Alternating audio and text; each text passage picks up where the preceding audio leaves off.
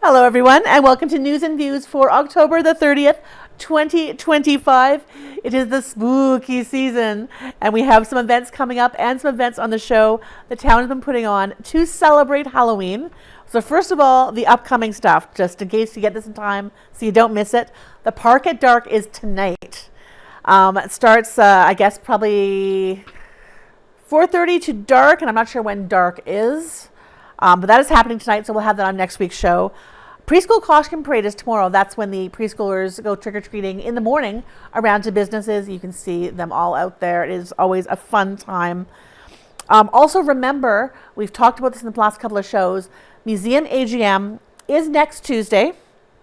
They are desperately looking for volunteers, board members, people to keep them going. I also put in a plug for NACTV. We are also looking for volunteers, board members, people to keep us going. Our AGM is coming up later this month, and I'll certainly have more information on that in future shows.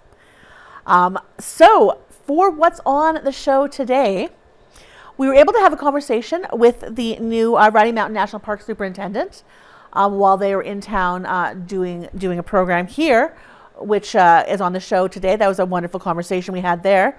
We also covered the Murder Mystery Fundraiser last weekend. This was jointly put on by the Margaret Lawrence Home and the library, where attendees were there to solve a mystery. Certainly a good time was had by everyone. And we have some shots of that as well as a conversation with the organizer. We also have the Neepawa Ballers starting up their new season. They had the opening ceremonies just this past weekend, so we got that. And you can expect in our schedule going forward for the next few months, we will certainly see some Ballers games. However, if you are a Ballers fan, if you are a Ballers watcher, if you go to the games, we are looking for more people to film. There are many games and not many of us. So if you're able to help with that, that would be fantastic. We love to show as many Baller games on the station as we are able to. We also have the couple of Halloween events that have already happened this week. First of all, we have the pet costume contest. That was yesterday. If you can just imagine, it is precious, absolutely precious. So we have those little pets in their costumes on the show today. And as well, we've taken a drive around the community and gotten some footage of the Halloween decorations.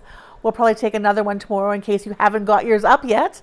But that is always fun to see what people do to decorate their homes for the Halloween season. So if you've had anything going on, anything coming up, any footage that you can send to us of things that you have attended, please do get in touch with us. You can reach us at 204-476-2639 or by email nactv@wcgwave.ca. Thanks, happy Halloween, and enjoy the show.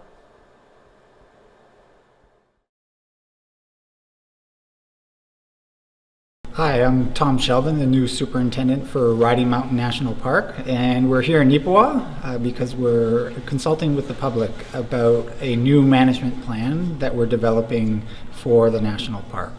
And that will help set the trajectory and the strategic direction of the park for the next 10 years or so.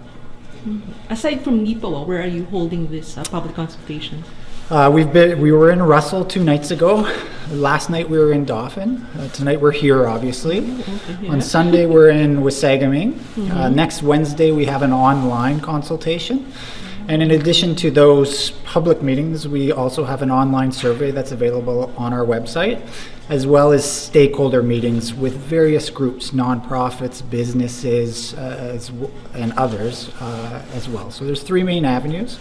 And alongside those, we're also consulting with First Nations and Indigenous partners. That's an important part of this as well. Oh, okay. So for those who won't be able to attend in person, there's also an option for them to attend online, so that's good. Even those that attend, we're encouraging to complete the online survey.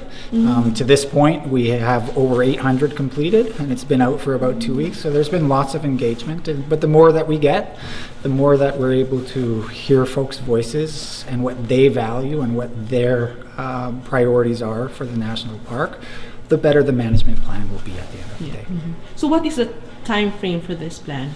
So we're just launching into phase 1 right now, so we're at the very start of this. We'll go through this consultation process, and then we need to go back and draft the actual management plan. And then we'll be coming back out to the public again with a fully drafted management plan to consult on that document. And we're hopeful that through this process and engagement, that people will see their values reflected in the park. There's a lot of diversity of perspectives about the park, and obviously there's going to have to be some decisions made about what is in there, but we're hope that everybody can see at least part of their values and some of their priorities in the park. Okay, yeah. So,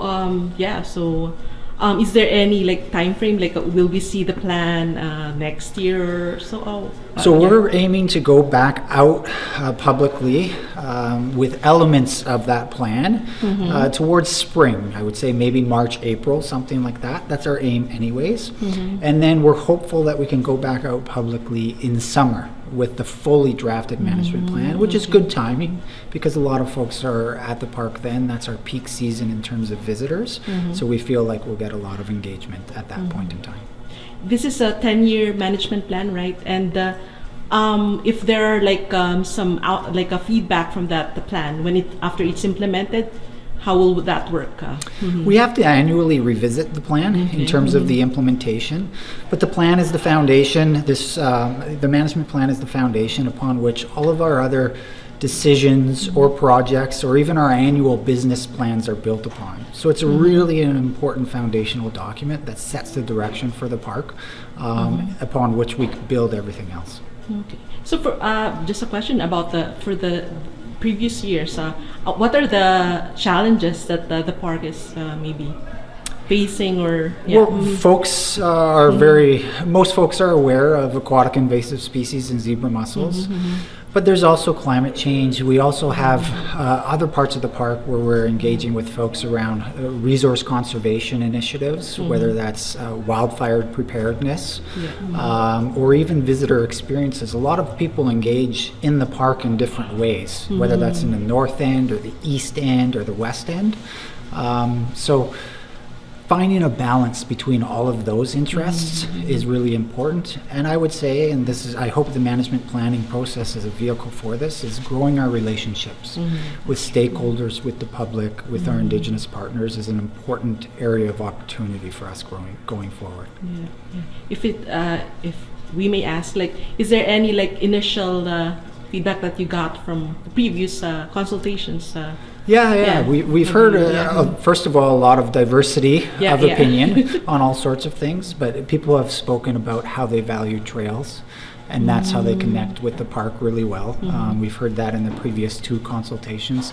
People have spoken about the importance of resource conservation and ecological integrity, and people have also spoken about how they enjoy different activities on the water or how they interact with the water. And that's been everything from boating to being along shore, being able to see a sunset, or swimming with their families, you name it. So a lot of diversity of opinion, but some themes have been emerging for sure. You have to, there's a lot of people and stakeholders to consult for that. So that's good.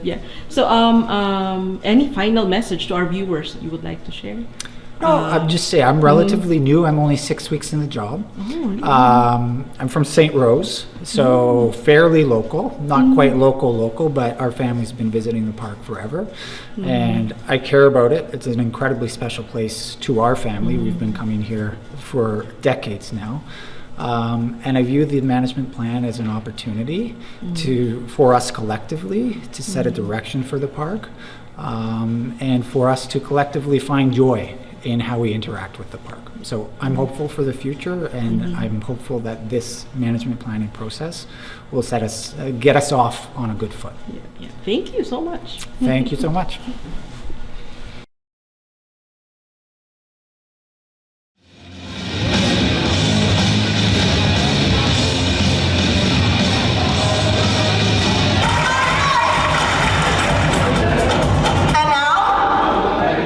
It's time to hear from one of the men leading this amazing movement. Give it up for Joffrey Waneza from the Neepawa Ballers Committee.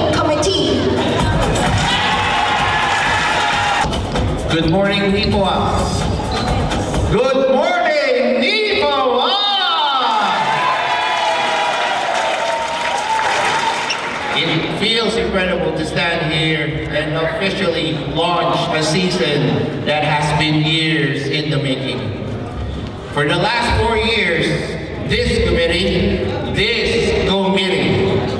has worked, grown, and stayed resilient.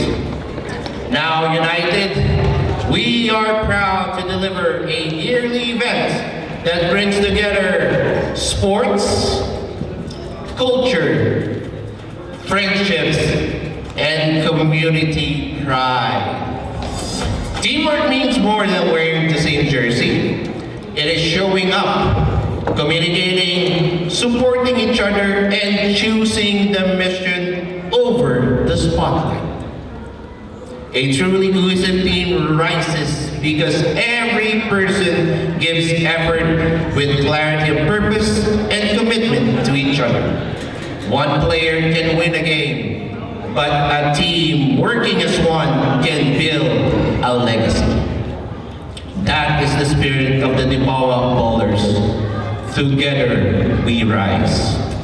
This league is a product of collaboration and partnership, and we extend our deepest thanks to those who make today possible. Our heartfelt appreciation to our sponsors. Kindly round of applause every time I read the names of the sponsors.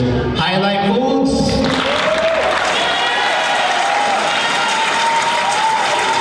PJ Automotive, McLaughlin, Honda Foreman, Primerica, Miss Jenny Rose Bagumon, Home Hardware, Co-op Neepawa Gladstone,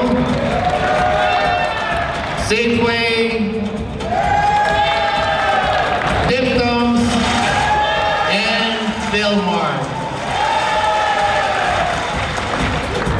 To Cabanas Lights and Sounds, please, round of applause. And our dedicated photographers and videographers, please give them the recognition. Thank you so much.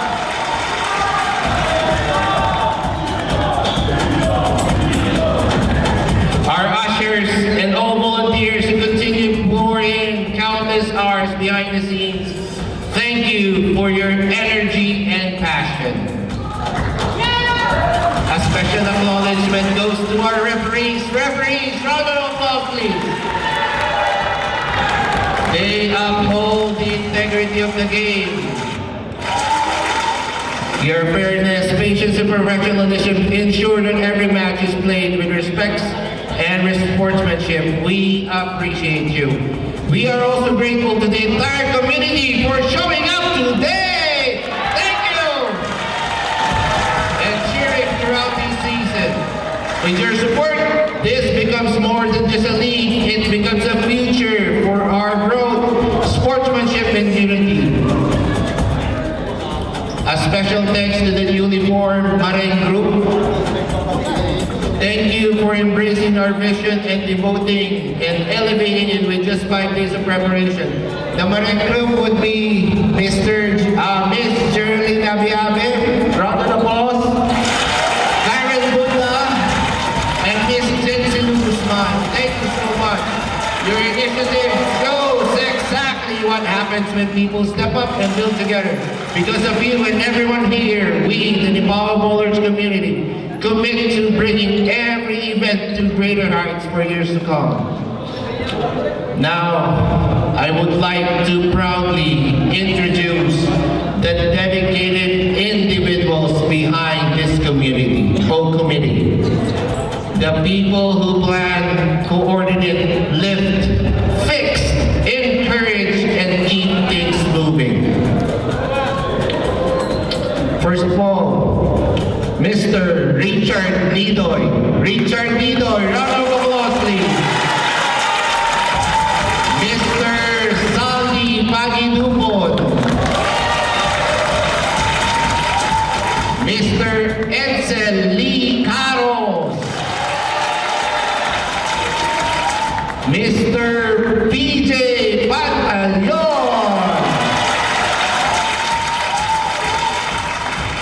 Mr. Jomar. Round of applause, please. And one of our newest members, Mr. Judy Morales. And of course, last but not the least, Mr. Rafael June Flores.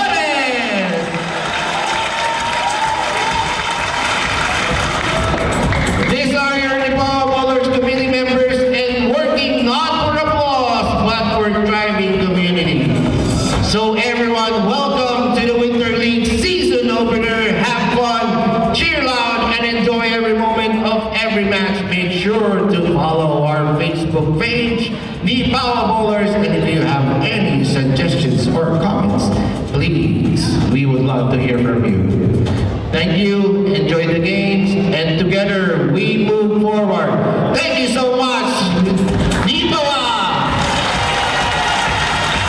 We are going to have our oath for sportsmanship, so please stand up, all players, please.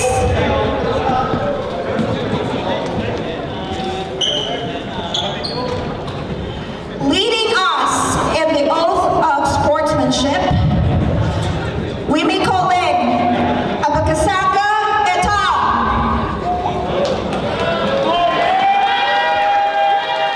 So to all the players participating, please raise your right hand as you join me in the oath of sportsmanship. So I, Abaka Sangha of Hood Ballers, do hereby solemnly swear and agree to abide, adhere, and uphold the conditions, rules, and regulations which have been set forth by the organizers of this activity. I do hereby solemnly swear and agree to play in the spirit of discipline and sportsmanship no matter whether I win or lose. I swear to play with respect and sensitivity, putting brotherhood and camaraderie as a priority and thoughts in words and in deeds. So help me God. Thank you so much.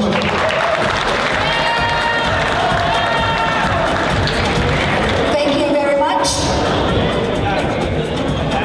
You may take your seat again, or maybe start with your team gathering already, because following the next speaker that we have, we would start with the judging or the presentation of the players. Now, let's quiet down a little bit. Let's all welcome a true community leader, Councilor David Clark. Councilor David Clark is a fourth generation Neepawa resident, a proud NACI alum, and plant manager at Stella Jones. Let's give him a warm round of applause, please.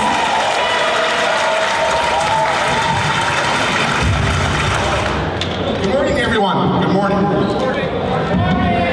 On behalf of the town of Neepawa, it was my great pleasure to welcome you all to the kickoff of another exciting season of Neepawa Ballers Winter Basketball League. Since its official launch in 2022, the Neepawa Ballers have quickly become a cornerstone of our community's winter sports scene. But as many of you know, the passion behind this league runs much deeper. For years, the Filipino-Canadian community here in Neepawa has fostered a vibrant love for basketball, a love that brings families together, builds friendships, and strengthens the bond that make our town so special. This Winter League is more than just a game. It's a celebration of teamwork, community spirit, and the joy of staying active and connected during the colder winter months. It's a space where players of all ages and backgrounds come together and share something meaningful. A shared love of the game and a commitment to uplifting one another. As a member of Neepawa Town Council, I want to express my full support for initiatives like this that bring people together. I believe in the power of sport and community-driven events that unite us. And I'm committed to working towards a future where engagement, inclusion, and collaboration continue to grow across our town. Whether through athletics, cultural celebrations, or volunteer efforts, we have an incredible opportunity to build a stronger, more connected Neepawa together. We're proud to support this initiative and grateful to everyone who makes it possible. The organizers, volunteers, families, and of course the players. Your energy and dedication are what make Neepawa a place where community thrives. So let's kick off the season with enthusiasm, sportsmanship, and pride. Here's to another fantastic year of basketball, friendship, and unforgettable memories. Thank you, and let the game begin.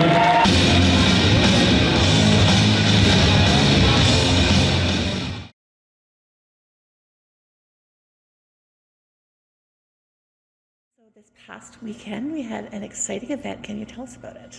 It was a murder mystery. It was a joint fundraiser between Margaret Lawrence and the library, and we had 7 people participating and 3 observing, and we had it was an event where you were trying to find out who killed the lord of the house, and we ended up having 3 people guess correctly, I think. Yeah, and then the rest guessed incorrectly, which was shocking to me because in the beginning they were pretty certain that it was the person it was, and I was a little worried. I made it a little too easy, but it ended up okay. So what gave you the idea to holding murder mystery as a fundraiser? Well, one of the other libraries in our region did it. I can't remember which one now, but they did it last year, I think, and they mentioned it when we went to like a workshop thing for everyone, and so I kind of figured like it'd be a good joint fundraiser for both Margaret Lawrence and the library, and that way we'd have a house to do it in and not just big room in the library, which would be harder to decorate and harder to make it look like a mansion house kind of thing. And certainly the house was part of the story, Yes, for sure. 100%, yes. So, success, would you say? 100%. I think everyone enjoyed it, and I think we would absolutely do it again, and possibly even do a kids one, or a fantasy one. What would a kid one look like? Well, we'd probably do it in the library instead of at a different house, and maybe even do it after we close and have it in like the main library. And I was thinking we could do like a Christmas theme, like have Who Stole Santa's Sleigh, instead of doing a murder for children, because they might not be into that. Yeah, maybe not murder for kids. Yeah. So you said this is a fundraiser. What does the money raised go towards? It will be again split between Margaret Lawrence and Neepawa, so it would be towards various things like programming for Neepawa, I know. And yeah. And so what is some of the other programming that goes on here at the library? We do Switch, where they just play various Switch games we have, and we have it on the projector on the wall in the back room.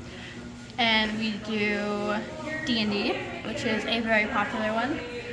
And we do Lego for kids. We have various kids come in and we just play Lego on the mats. Just have fun with it. Yeah. Yeah. And I think you've had some authors come in as well for Yes, we have. Yes. things like that. Anything upcoming that people should know about? Not that I can think of at the moment. Other than another murder mystery. Well, that will definitely be happening next year, yes. And, I mean, Christmas will be a busy time for sure. Yeah. All right. Thank you so much. No problem. Thank you. From what I understand, you and your brother do not get on. Pardon the assumption. Lord Niven, I've made the hard decision to give you my resignation. I have, of course, enjoyed working for you, but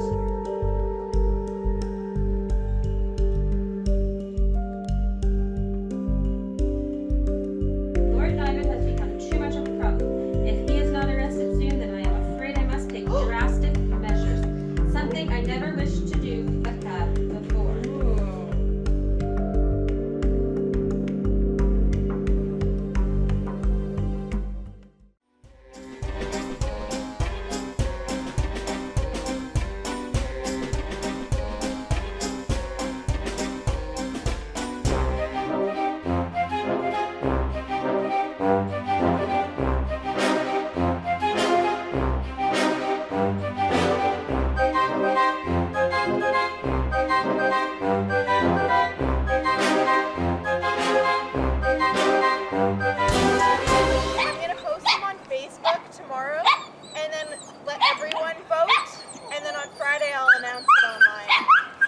Perfect. Yeah? Perfect. Thank you all for coming. Everyone looks amazing.